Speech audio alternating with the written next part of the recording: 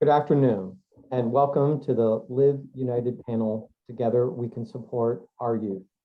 My name is Michael Wilkos. I'm on the Community Impact Team here at United Way of Central Ohio. And for those of you that know United Way, you know that for nearly a century, we have been supporting the needs of vulnerable people in our community.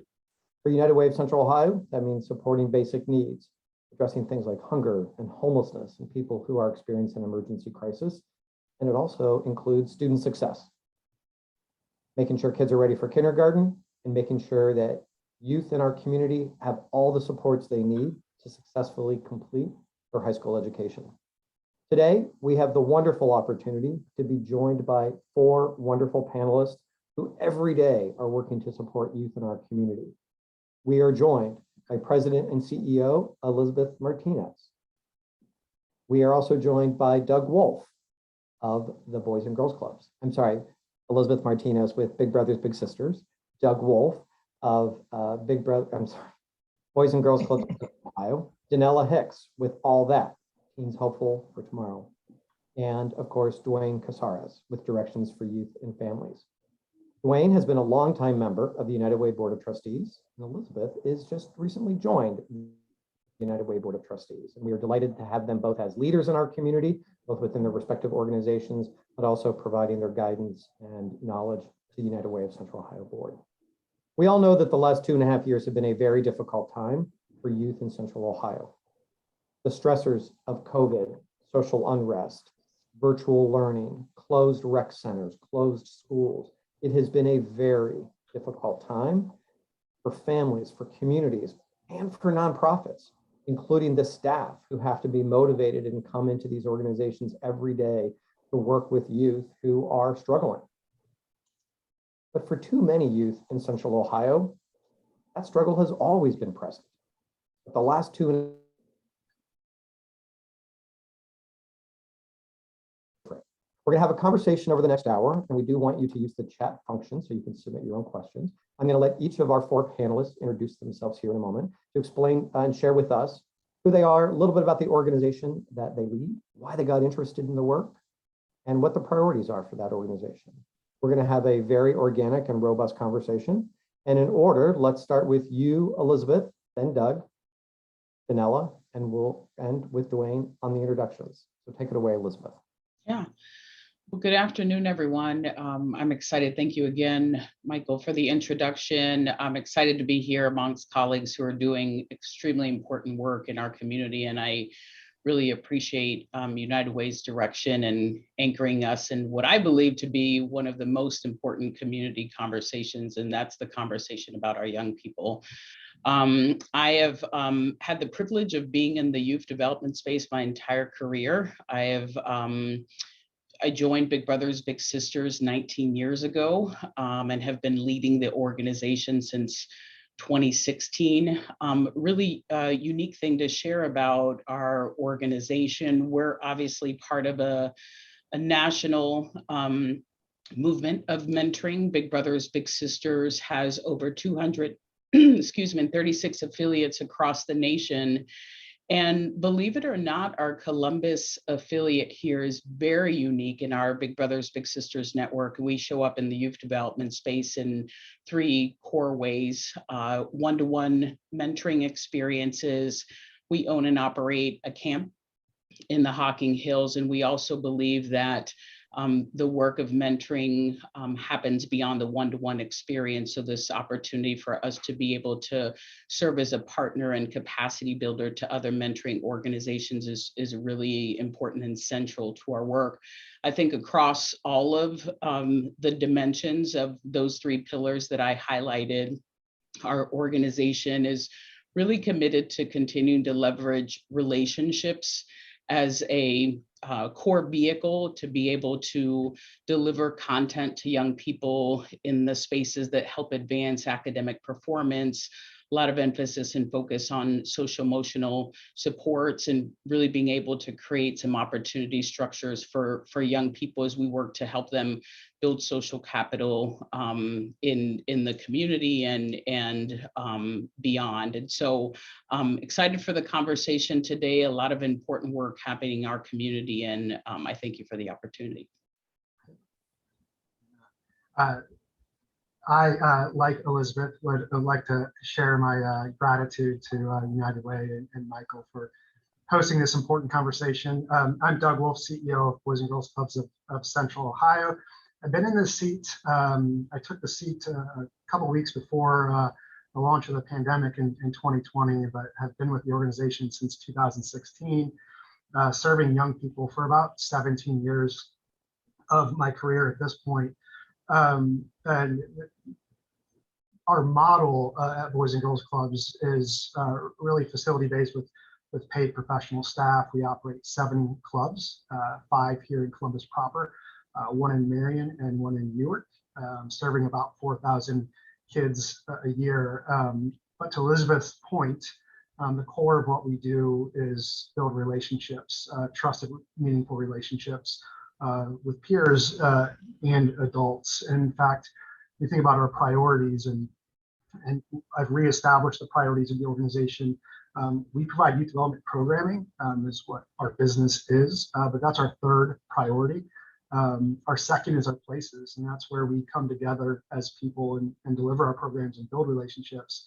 But the first priority has to be our people. And the fact of the matter is, if you think about your experience anywhere in school, elementary school or high school, for me, it was not chemistry class. It was Mr. Pulowski who taught chemistry class, right? And also coached junior high basketball. It's about the relationships. So we're prioritizing our people, meaning our kids, but also our staff first, places and programs leading to a quintuple aim of an outcome, making sure all of our young people graduate on time, employed, enlisted, or enrolled in post-secondary education, with a big capital letter with, again, to Elizabeth's point, with the social capital, the network that'll help them be mobile in the economic ladder, providing great experiences, making sure our impact is equitable, always prioritizing safety, and of course, on all of our minds is sustainability. But again, so grateful to be here, and I'll kick it over to Daniela. All right, well, good afternoon, everyone. So this is an honor for me as well, because the organizations that are on this panel, I guess, they are so well respected. The fact that I've been included is amazing for me, because I founded all that in 2009. When I looked around and I looked at the east side of Columbus, there were so many schools that the students weren't thriving. So I founded this organization to help students in 3 areas. The first is academic assistance. The second is career exposure. And the third is life skills. So many students on the east side of Columbus they don't understand the importance of academics. And so we want to make sure that we help them prepare for graduation, and fill in some of the gaps that exist for so many of our students. I believe that exposure is key. Our students don't know what careers to choose because they don't understand what the terms mean. And so I want to make sure that we give our students an opportunity to learn about engineering and to learn about the medical field, the military, so that they can actually make a choice when they graduate. They can have, they're excited about graduating and excited about seeing what's next. We focus on life skills because so many of our students don't understand financial literacy. They don't have healthy relationships. They don't know how to eat well. And so we want to just expose them to the many opportunities that exist so that they engage. So, when I think about what we are experiencing right now with our organization in the midst of COVID, I would say, because I know that there's still an issue, our students are looking for connection. They're looking to connect with their peers after being away from them for so long. They're looking for healthy relationships. And so I'm just excited to be affiliated with partners in the community who want to move the needle for teens and young people in our community. Okay, I am Wayne. next. First off, Danielle, you're going to regret this because now you and I have to partner in a few things. I'm just letting you know, giving you a heads up. We both have priorities on each side. And I honestly want to stress what she said too, when Danielle was talking about our kids and a lack of exposure and not understanding options, or when you grow up in families that haven't had that many opportunities, they don't necessarily understand what any of these things mean. And to allow our kids to be able to see that as realistically, we did this thing at one of our centers about I aspire to be, and it was one of the most difficult things for our kids to do because they didn't spend a whole lot of time thinking about their futures. And when you don't have hope at times because of living in poverty or living day to day just trying to get basic needs met, it's hard to have that, so you don't focus on that. So I totally appreciate what you had to say, Danielle. Thank you. Directions Youth and Families, we're a mental health agency, so that's the majority of our agency is mental health. We have over 50 licensed counselors and therapists who work with kids in the community. We serve over 5,000 in the Columbus area. But it's not any different than if you were going to go get mental health counseling at some other mental health facility, except for all of our therapists see the kids in the community in their homes. This reduces any type of child care or transportation issues, and we've been doing it that way for 35 years. I would tell you, I've been like Elizabeth, my entire career has been in youth development. I've been in this field for 40 years. 32 of those years has been here at Directions for Youth and Families. We also have 2 after-school centers. So the therapy part is our biggest part. So we have, and we treat everything, traditional things like anxiety and depression and oppositional defiant and chronic disorder, those things. But we also have a whole host of trauma programs. Promises is for survivors of sexual abuse. COMPS is for children of murdered parents and siblings. Our VOCA program is for kids that are in domestic violence situations. All of these programs were really challenging during the pandemic, just because of the isolation. I will even say that it was 2 weeks into the pandemic where a group of my workers came and saw me and said, we need to get back out there. Some of our kids are not in safe environments. And this was tough in the beginning of the pandemic, very, very tough. But we also have 2 after-school centers that have leadership development. We have tutoring. We have computer labs, homework help. There's also, they can take dance. They can take music lessons. We have fitness stuff. So if anybody has seen any of our State of the Child or Michael, you were at our groundbreaking, our kids perform. We very much love having our kids out front and center because they don't always get the opportunity to do that. We have actually we have an Ohio Avenue Center on Ohio Avenue between Newberry and Livingston. We also have our Crittenden Center, which is in the Kimberly Parkway area, so the old Eastland Mall area, where there are few to no resources other than the churches that are out there. We are very proud to say in the last 3 years, we have had 7 of our kids out of Ohio Avenue go on to college and scholarships. So thrilled about that because that doesn't happen in those communities. Of course, we have a big wall with all their pictures on it and celebrate that all the time because our kids need to see that people that they know can do these types of things. Mm-hmm. So all 4 of you have been in this space for a while, but the last 2.5 years were a particularly disruptive space. So I'd like for you to each of you to take a minute or two to say what's different in the summer of 22 than maybe it was in the summer of 2019.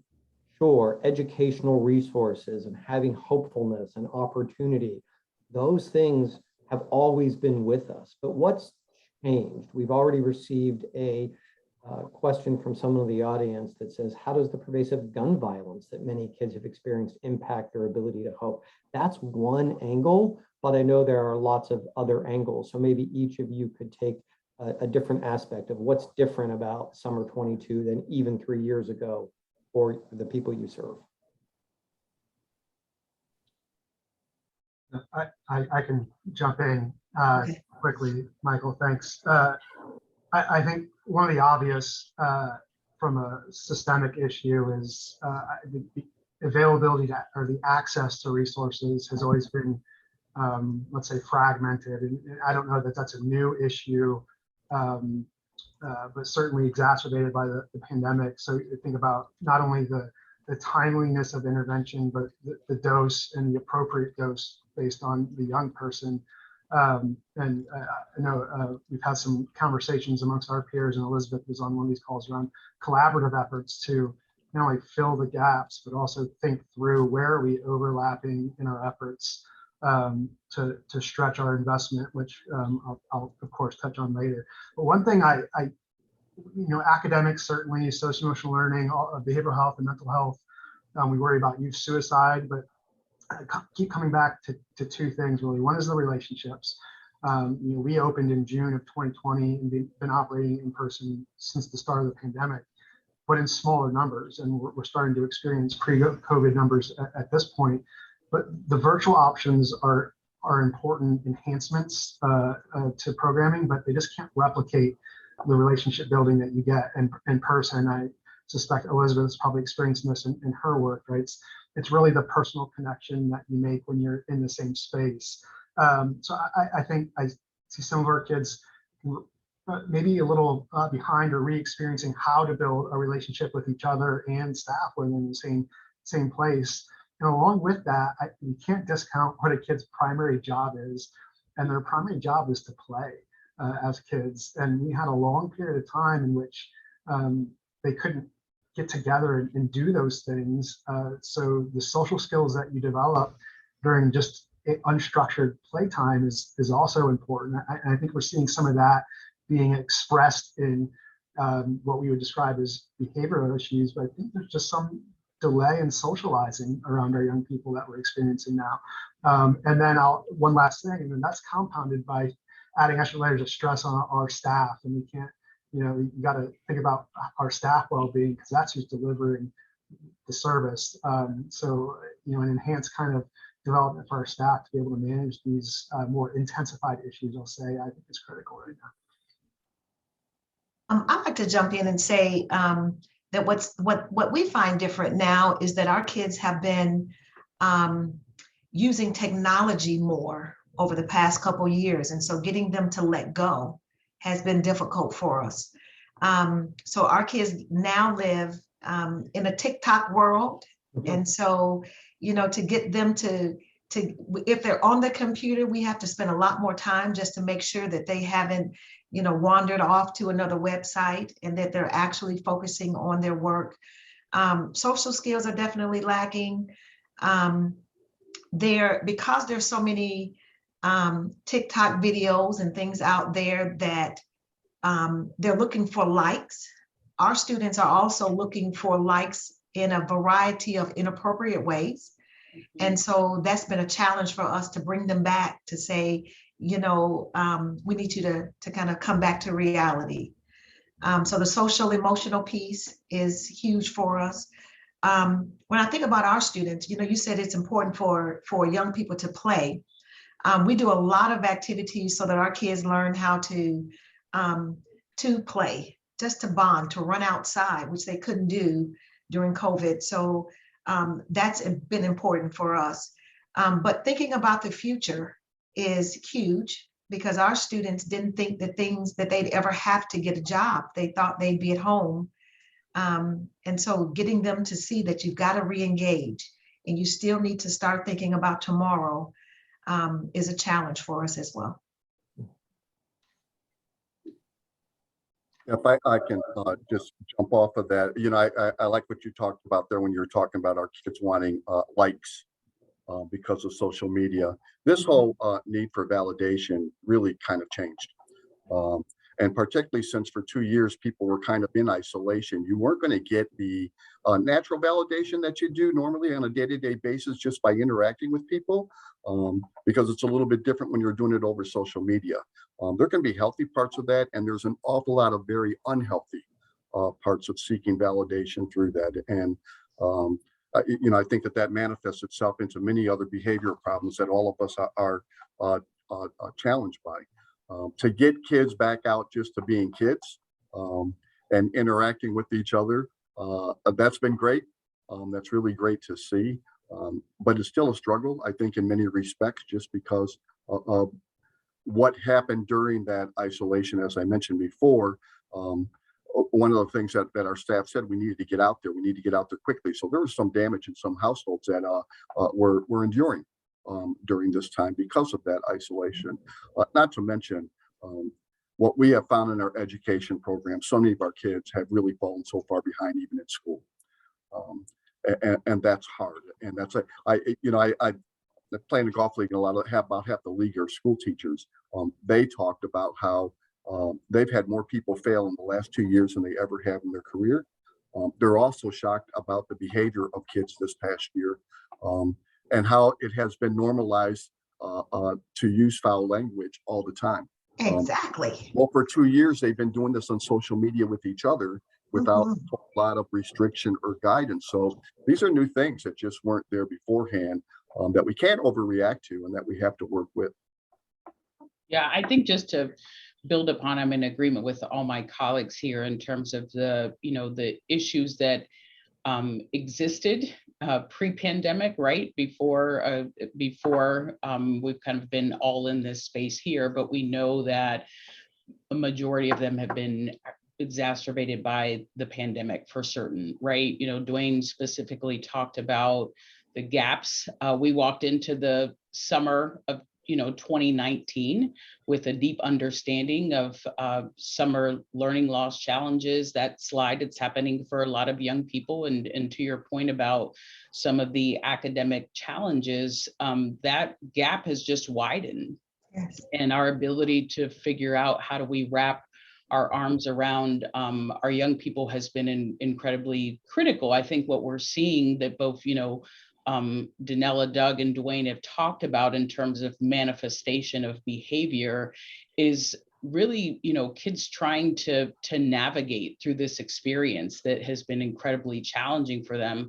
We talk about, the work that we're doing within our organization to not to oversimplify the vehicle of relationships and how powerful it can be, but sometimes just to be able to anchor kids to say, hey, we hear you, we see you, we value, you really matter is a very important part of the conversation that we're seeing in our spaces right now. And what I do appreciate, I think as a society, we've kind of shifted. There's been a lot of conversations over the past couple of years that have probably been most elevated during this time, at least in my experience in the youth development space.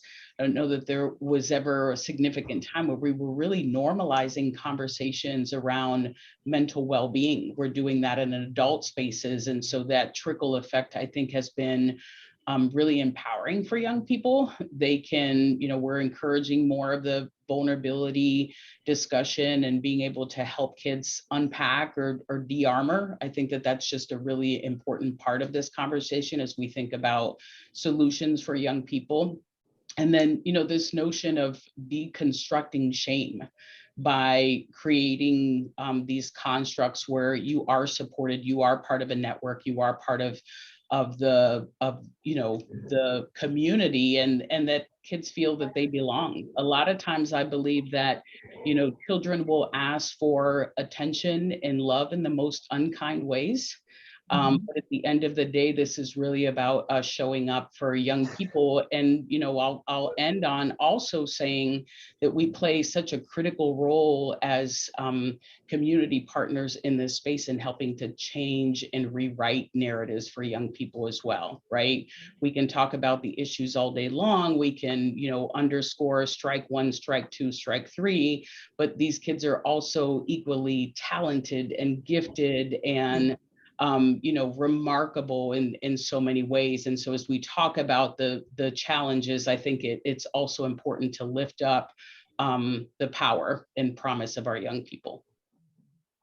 So, this is a really critical period when young people are forming opinions about the world or having a recognition that their world is larger than their own neighborhood. And I now have been reflecting, now that I'm middle-aged, right, I'm reflecting on, well, what were the things going on in the 1970s or the 1980s that really have stuck with me for decades, that have defined what my present day interests are.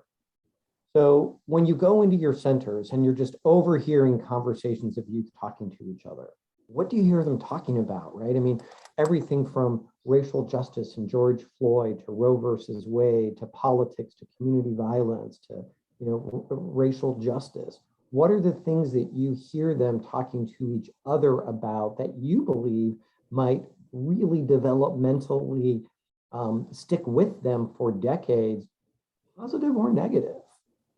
What does that look like right now?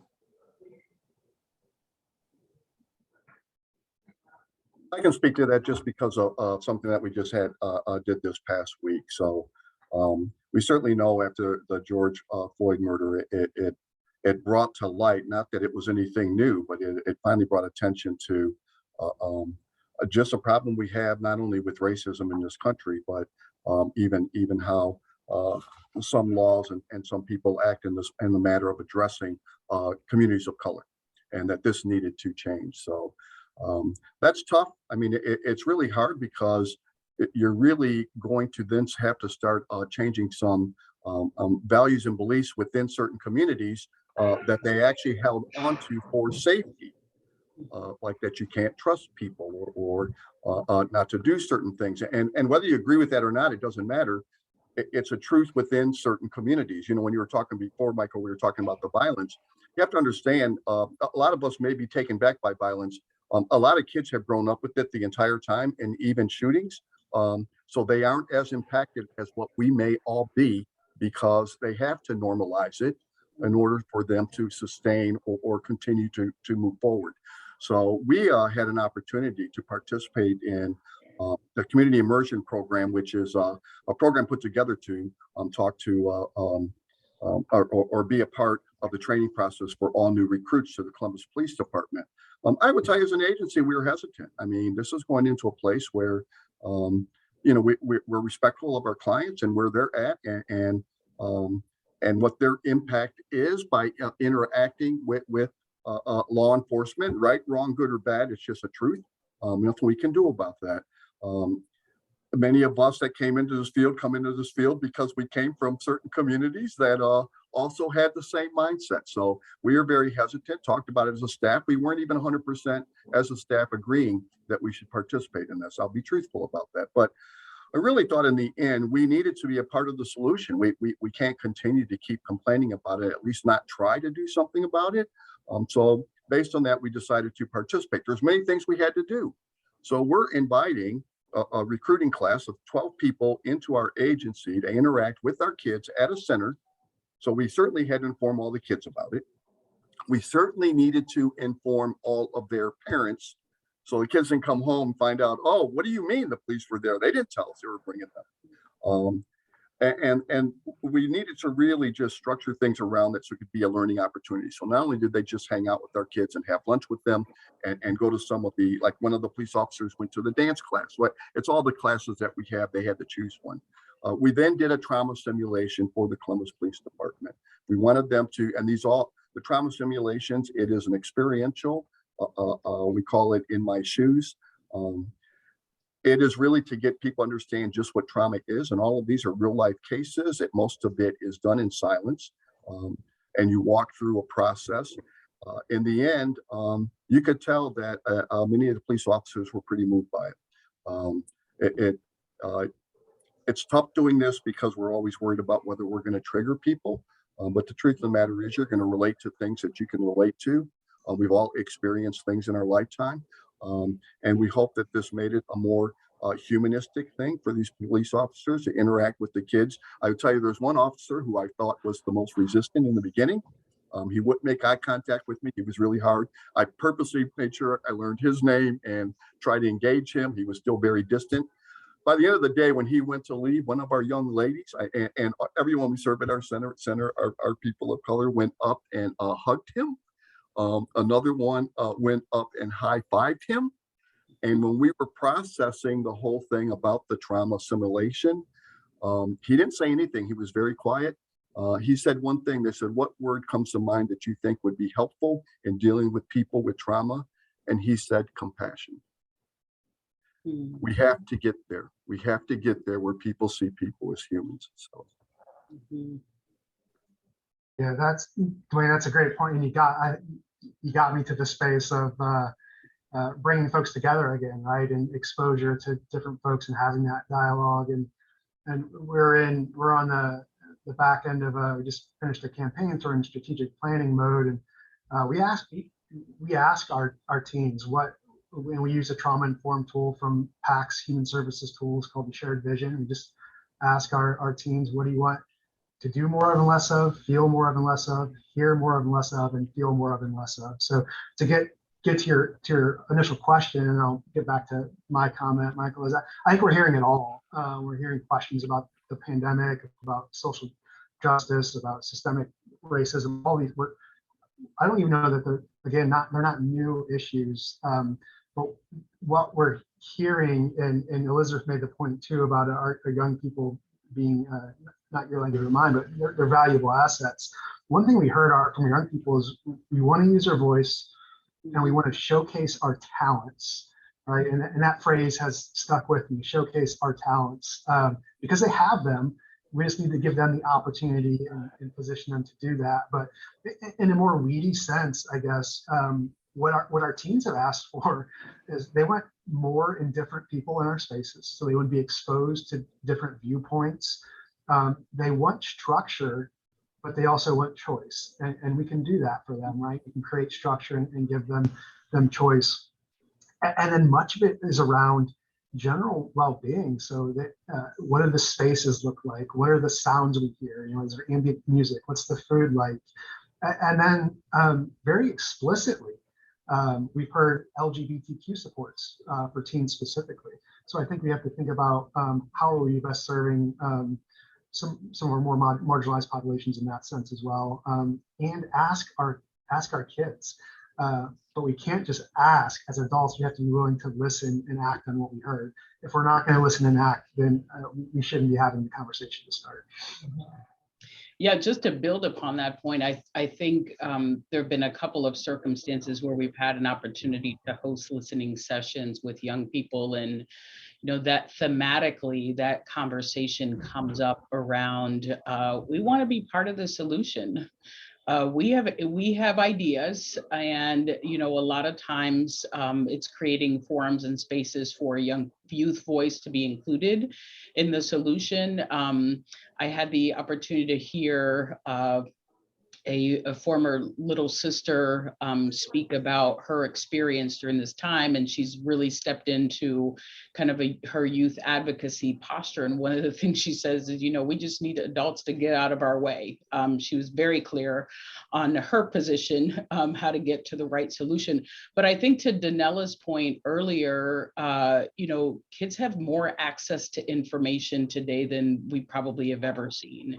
So they're very in tune to what's happening in our social and political climates, and they have opinions and perspective on these type of conversations. And so I think a lot of times we're creating spaces for them to exercise that discussion, to talk about it in spaces where they feel safe, where they can ask questions. They're very much aware of the inequities that exist, and will be very vocal about how they're processing through that. But I think the most important thing that I think is troubling, and maybe where Dwayne was leaning into in terms of our role in being bridge builders in community, especially in this conversation around violence and interaction with police, is they're concerned about their safety. And I think that's very troubling as someone who is in this space for kids to wake up thinking about any interaction that they would have in the community creates a position of concern about their safety. I think it's something for us to not take lightly, and to be, create the opportunities for us to really dial into that. If I can just real quickly add to that, just because you reminded me of something, Elizabeth, when you were saying that the other thing, and actually what you guys were talking about in listening to our kids. So we were very, very sensitive about our kids and what their interaction was going to be, having the police force there. And that's why they were in plain clothes. They couldn't have their guns visible. I have to tell you, so this is our summer program. So we have an after school program, and those are the kids that have been with us for years, and some of them since 6th grade. Our summer program is bigger than that. So it's not kids that we normally see all the time or other kids from that community. So there's a lot of kids we don't know. So they didn't know me. And they see all these new people. And I can't tell you how many kids came up to me and asked me, are you a police officer? And when I told them no, it's like, all right, they want nothing to do with me. So sometimes we make assumptions about where our kids are at. They wanted to see the police. There was many of them that really wanted to interact with them. And to me, I wasn't expecting that. And I thought it was great. And I think that helped win over some of those officers as well, so that they could join. So that was just kind of cool. As I think about lots of different spaces that youth are in throughout the course of a day or a week, they've got their school community and they've got their home life. They might have a faith community. And then there's the communities that they've built in your organizations. I have long believed that the nonprofit sector is really the social mortar between the bricks and sticks of our city, right? They are the relationships that you've all talked about, right? They're the ties that bind us together. Lots of youth are building friendships, right, within your organizations. So we do have a question from someone in the audience. I'm going to kick it over to you first, Danella, and that is really around wraparound services. What wraparound services do you provide or have available to youth that might be outside of what your regular structure might provide for them, like as an example of mental health? How do you maybe partner with other organizations to provide other wraparound services that maybe aren't part of your logic model? Or what are some of those wraparound services that maybe don't exist in the community that you serve? I know, Danella, 13 years ago, when you went out to the far east side of Columbus and the Whitehall, far east Columbus area, you were very much driven by the fact that there were no resources there for kids. So just talk a little bit about kind of what that looks like presently for the kids in the center that you serve. Okay. So pre-COVID, we partnered with the Columbus Public Health Department so that they could do our drug and alcohol prevention training. We partnered with Center for Family Safety and Healing so that they could do our violence prevention and our safe dates. And those are things that we would typically offer our students. We want them, Mentor Central Ohio, they work with our students on anger management and decision-making, things like that. But what we've done since COVID, we now have a social worker, we have a counselor who works with our students, because in many cases they need additional tools that our staff, we don't have the ability to give them that level of assistance. And so, we never really know if a student is going to have a moment. And so, we've all had trauma-informed care. We've done mental health first aid. And so our staff, we're as prepared, I would think. We've tried to be prepared. But when we have students who are having behaviors or who are really having meltdowns, we have a therapist here that we have contracted with who can assist those students. What I found is, if our students, there are agencies in the community that in the past we would refer them to. But sometimes we need to have someone in the moment that can be here to help de-escalate the students and give them that added support. And so that's something that I'm excited that we've used some of our CARES funding that's allowed us to bring that on site for our students. We want to serve more students, but that also means that now we have more behaviors or more social needs, and we want to make sure that they're cared for properly. There are some things that we can be a listening ear, we can be a shoulder that they can cry on, but if they need some of those tools, we want to make sure that they're getting that resource as well. Yeah, I wanted to add something, Michael. I appreciate the question around wraparound supports, and I know I'm amongst others on this call that also value the importance of us having elevated discussions around the ecosystem of support. We've spent a little bit of time just on the webinar today talking about the layers and layers of challenges and complexity.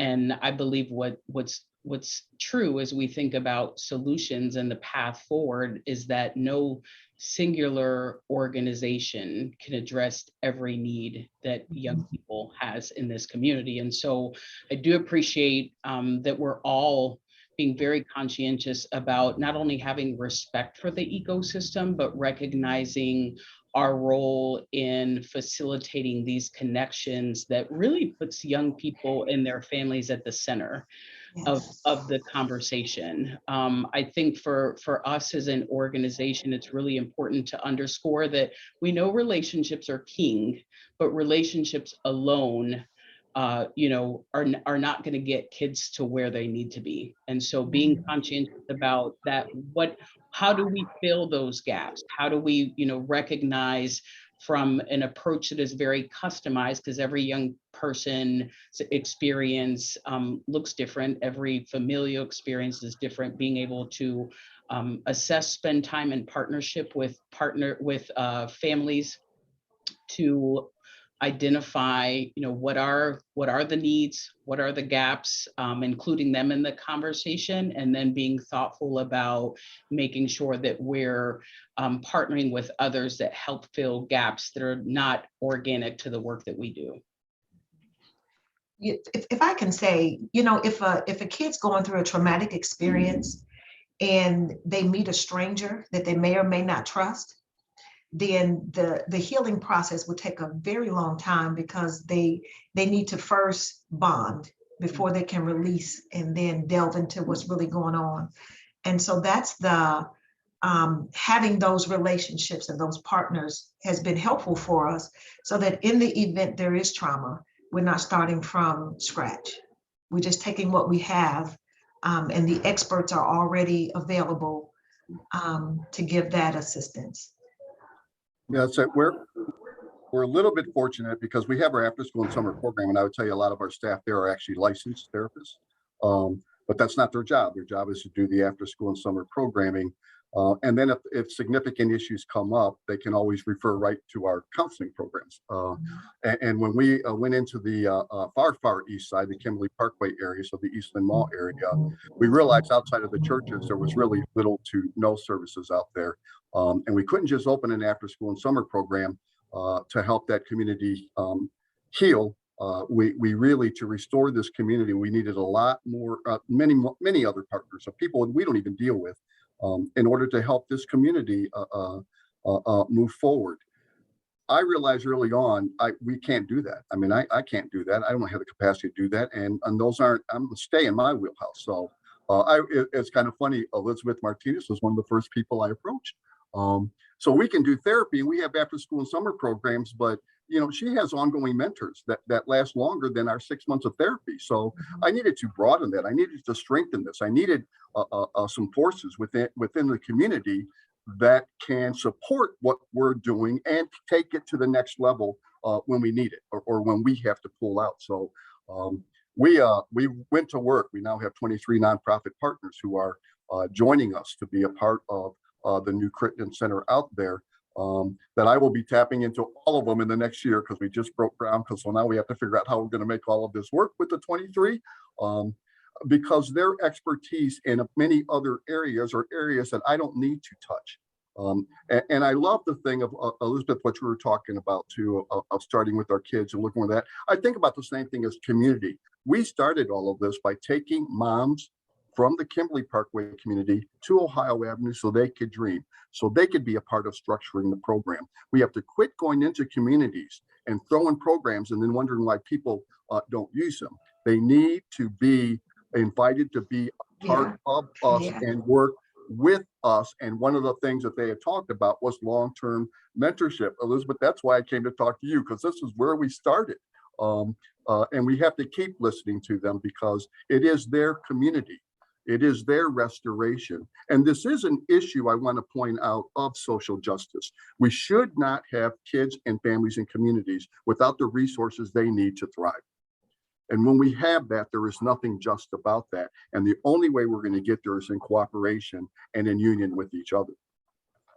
But Dwayne, I want to build off of that. And real quick, what is the square footage and the capital budget of what you're still completing out on Kimberly Parkway? Yes, our current building is 3,600 feet. We are building a 24,000 square foot building, and it's at a cost of pre-pandemic 6.6 million, post-pandemic 9.2 million. So thank you for those statistics. I'm going to switch over to you, Doug, because one of the things that you're bringing up is that economic vulnerability and people who have suffered under systemic oppression, that geography shifts. And we see nonprofits that need to move or need to open other locations. And Doug, you have multiple physical locations, but you have just finished construction on your Milo Grogan Cleveland Avenue location, which is just north of downtown and just south of Linden. This is a neighborhood that has long struggled for many, many decades, but now it is experiencing rapid change. What are your hopes for this new center? And what role do you think a center like Boys and Girls Clubs plays in a neighborhood like Milo Grogan, which now may soon have, like other neighborhoods, like my own home neighborhood of Vineland Park, this housing bookend? Quite a bit of expensive housing and quite a bit of low-income housing, and not a lot in the middle. So what are your thoughts about the role your agency plays in all of that?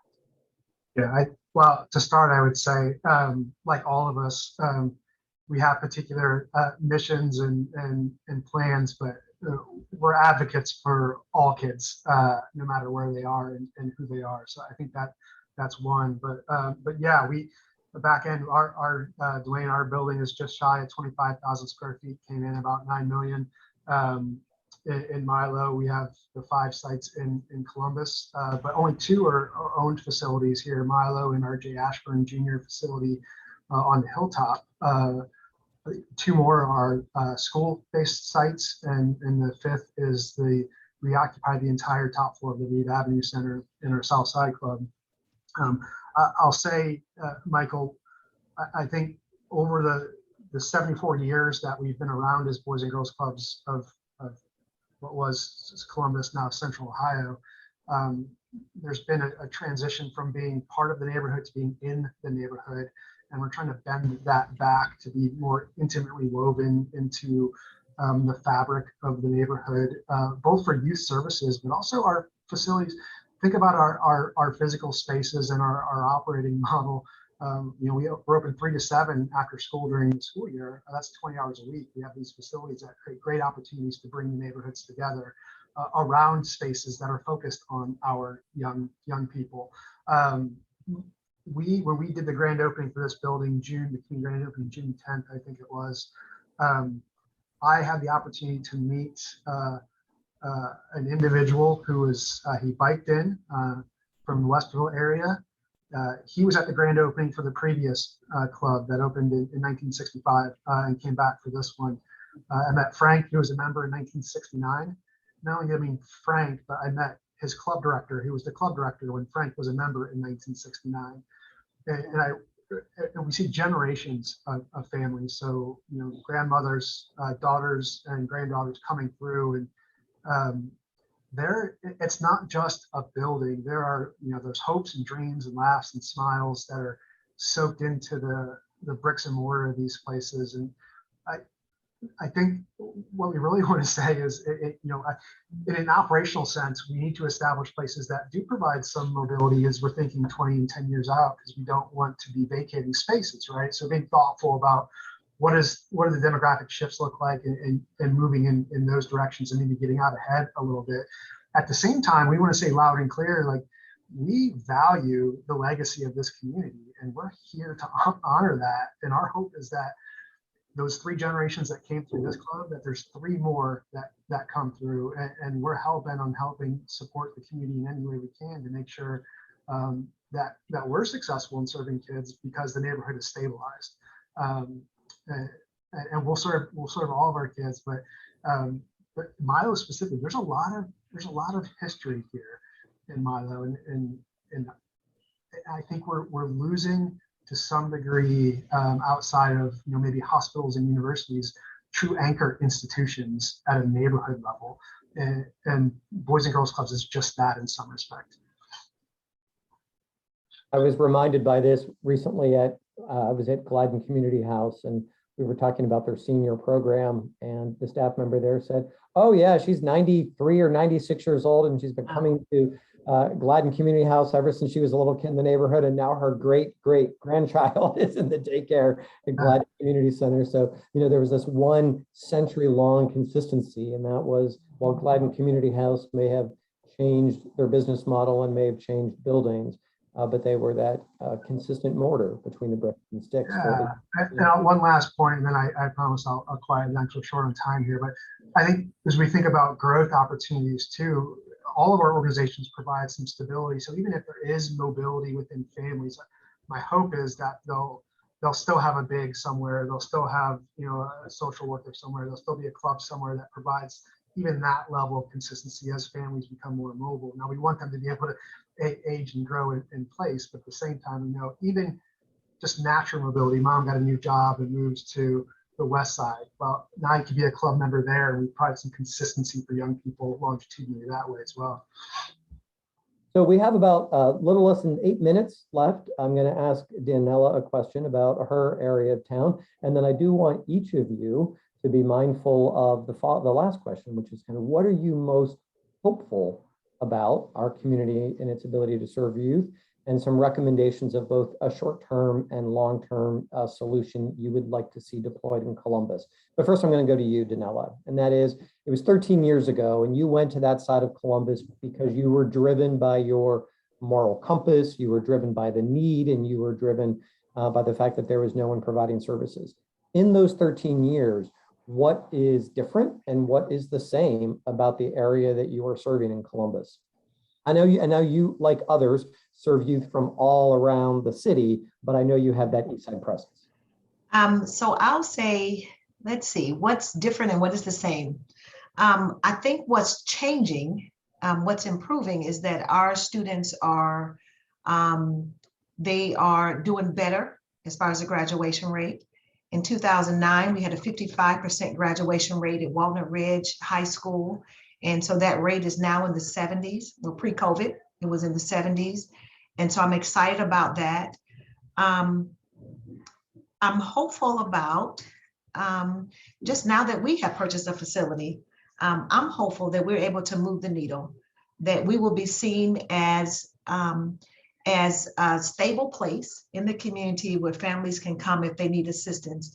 And so if a student needs assistance academically, they can come to all that. If they need a summer job or some exposure, workforce development, they can come to us. If employers are looking for teenagers and need to fill positions, they can come to us.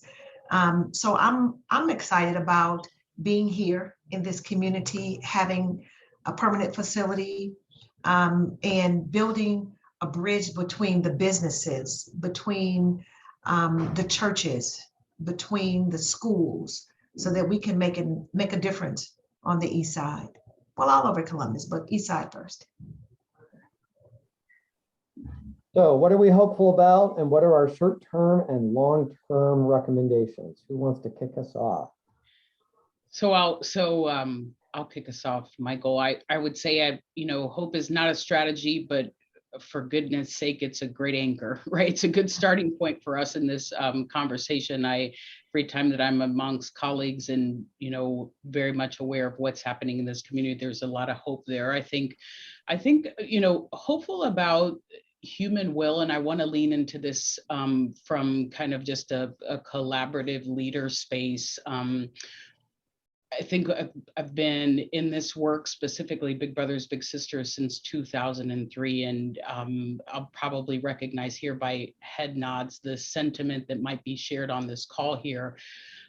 Here in 22, I am in similar conversations that look like conversations I was having in 03 and 04. about the issues in our community, right? It almost feels like you're in these spaces where you're having these deja vu moments. And I think where my hope comes in is I have seen kind of a new movement, new conversation, if you will, around how do we take that deja vu experience, and to borrow Adam Grant's theory about leaning into the Vuja Day, where we are really thinking about solutions from a very different lens, and using these opportunities to be very disruptive in the space and examine, it speaks to kind of the short-term and long-term needs and recommendations for the community. I think we need to remain committed to examining the challenges, the systems that keep those that are at promise furthest from opportunities. Like, that's really central to our conversation and the path forward. I think investments in this community that help stand up innovative practices in our spaces and prioritize supports for young people is important. And I think we talked about it here early on the call, but this holistic approach, to Danella's point, if we're gonna move the needle, it has to recognize the importance of the power of the ecosystem, and being very conscientious as we think about addressing needs, that we're not just picking a topic in the community, but we're really thinking about what is that continuum of support that young people need. And maybe 60 seconds or less, Dwayne, Doug, Danella, to close us out. Real hopeful, I will say that I'm hopeful because mental health has become a topic that's no longer bad. People who go out to get help are the people of courage. And I'm encouraged that these conversations are being more normalized, and I think that's going to take us in a healthy way. I don't mean to end this on a down note, but I will say this: short term and long term, and it's to Elizabeth's point about community investments. I also hope in the short and long term that this community rises up and helps those in need. Seriously, we came out of a pandemic and built a $200 million soccer stadium. I have no problem with that. We can have these nice things for the community. I'd like to see that balanced by putting 200 million into human services, so all of us can continue to push things forward and not have to scramble around each other and taking money from each other in order to make this work. I think that has to become a priority.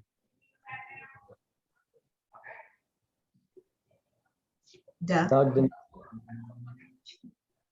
Well, I don't have any more comments. I think I've talked quite a bit. So Doug, thank you. Danielle, I'm always willing to offer more comments. So just real quick, what gives me hope is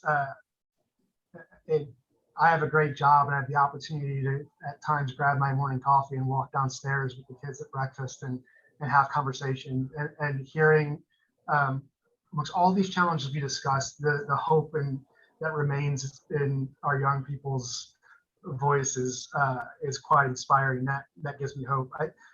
I think to Dwayne's point and everyone's point here, we got to raise the expectation. For me, that starts with a mind of gratitude and curiosity, asking the questions, being willing to listen and act, and we got to invest. We are not charitable organizations. We are part of the solution. So we have to bend our mind frame from I'm giving a donation to a charity to I'm investing in a solution that will help enable our young people to reach great futures. And that's what we do here every day.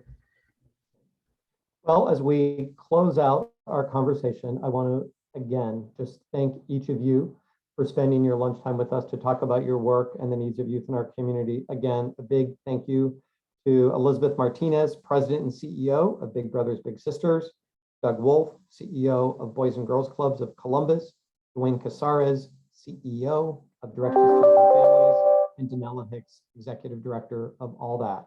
For those of you that have been listening today, thank you for joining us. Please check all upcoming Learn United forums that we will continue to be having. You can see those on the United Way website, liveunitedcentralohio.org. Thank you so much and have a great rest of your day. Thanks again for joining us. Thank you all.